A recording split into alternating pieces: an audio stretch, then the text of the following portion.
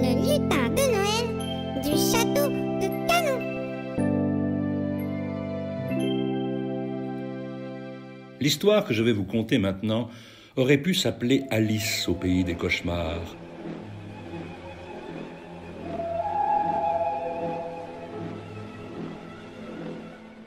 La pauvre princesse faillit en perdre tous ses cheveux, de longues boucles d'or qui lui descendaient jusqu'aux genoux. Rendez-vous compte, elle se promenait tranquillement dans le parc du château avec ses 14 enfants quand, soudain, elle se sentit enlevée dans le ciel, transportée jusqu'à la cime des arbres. Elle poussa un cri, ses enfants levèrent les bras au ciel, mais il était trop tard. Le griffon, après l'avoir serrée dans ses griffes, avait déposé la princesse Alice au sommet d'un gigantesque platane, dans son nid. Elle était terrorisée, et en bas les 14 enfants pleuraient et poussaient des cris d'effroi.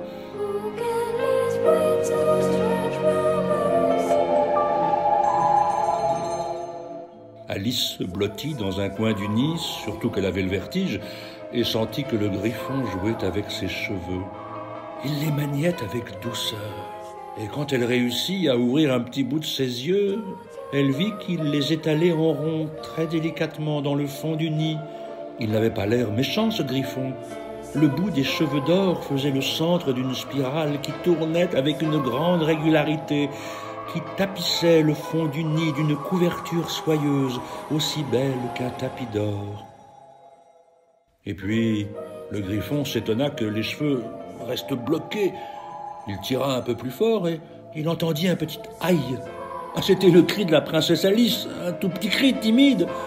Mais le griffon l'entendit, s'approcha d'Alice et lui dit « Mais qui êtes-vous? Que faites-vous dans mon nid ?» Alice était bien étonnée. Elle répondit qu'elle était la princesse et qu'elle ne savait pas ce qu'elle faisait dans ce nid, et qu'aussi elle aimerait bien récupérer ses cheveux. « Vos cheveux !» s'étonna le griffon. « Oui, répondit Alice. »« Oh !» s'excusa le griffon. « J'étais persuadé que c'était de la paille d'or qui traînait sur le chemin. Je suis un peu myope, alors je n'avais vu que vos cheveux, aussi brillants que le soleil. Oh, pardonnez-moi !» Le griffon était vraiment désolé, expliqua à la princesse que Madame Griffonne allait bientôt accoucher et qu'il lui préparait un beau nid. Ensuite, il lui dit qu'il allait vite ramener sa majesté au pied de l'arbre, ce qu'il fit. Et depuis ce mauvais cauchemar qui finit bien, la princesse et le griffon sont devenus les meilleurs amis du monde. À bientôt, les lutins.